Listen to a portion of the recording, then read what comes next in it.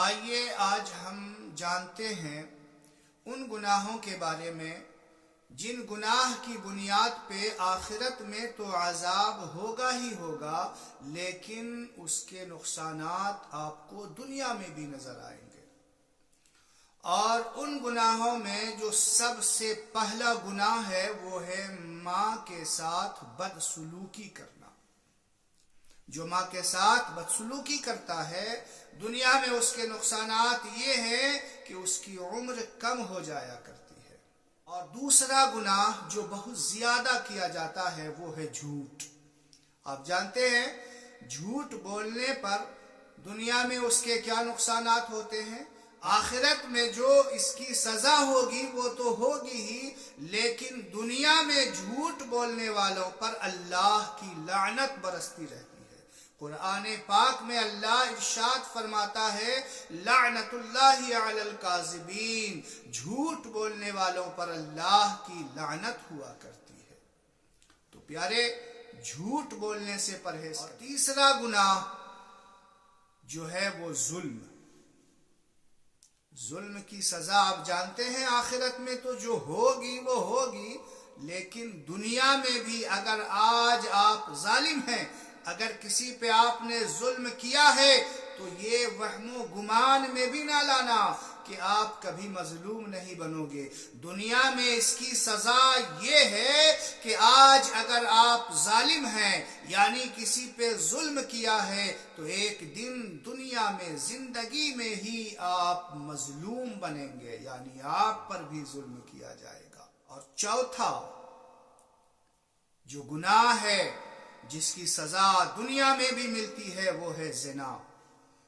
اگر آپ نے زنا کیا، یہ گناہ ایسا ہے کہ زنا کرنے والے کے رزق میں تنگی آ جایا کرتی ہے۔ آپ چاہے کتنی ہی کوششیں کر لیں، غریبی اور تنگ دستی آپ کے اوپر سایہ کر جاتی ہے۔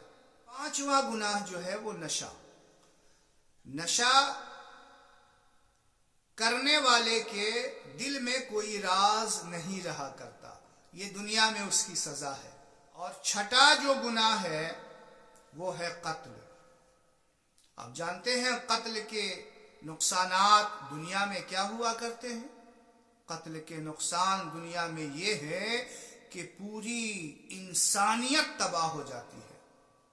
علماء کرام فرماتے ہیں کہ جو قاتل ہوا کرتا ہے وہ پوری انسانیت کو تباہ کر دیتا ہے۔ ساتواں گناہ جو ہے وہ ہے تکبر۔ اللہ ہم سب مسلمانوں کو تکبر سے بچائے۔ تکبر کا جو گناہ ہے دنیا میں جو اس کی سزا ہے، اللہ اکبر، اس کی نعمتیں اس سے چھین لی جاتی ہے۔ اور آٹھواں جو گناہ ہے وہ ہے حرام کی کمائی۔ آج لوگ نہ حرام دیکھتے ہیں نہ حلال دیکھتے ہیں، بس پیسہ آنا چاہیے، روپیہ آنا چاہیے، پیسہ ہو چاہے جیسا ہو۔ مسلمانوں، آخرت میں جو سزا ہوگی وہ تو ہوگی ہی، لیکن دنیا میں جو اس کی سزا ہے، دنیا میں جو اس کے نقصان ہیں، آپ جانتے ہیں آج جو لوگ شکایتیں کرتے ہیں نا کہ اتنے دن سے اللہ کی بارگاہ میں دعا کر رہے ہیں، دعا ہماری قبول نہیں ہو رہی، اس کی سب سے بڑی وجہ یہ ہے کہ آج ہم اپنی کمائی کا محاسبہ نہیں کرتے۔ حرام کی کمائی کرنے والوں کی دعا قبول نہیں ہوا کرتی۔ اور نواں جو گناہ ہے وہ ہے باپ کی نافرمانی۔ باپ اگر ناراض ہے تو اللہ بھی ناراض ہوا کرتا ہے۔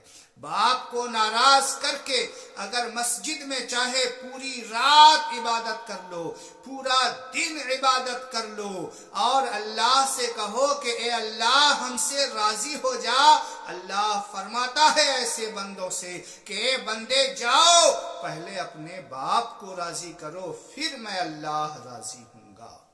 تو پیارے، ان تمام گناہوں سے بچنے کی ضرورت ہے آج ہمیں۔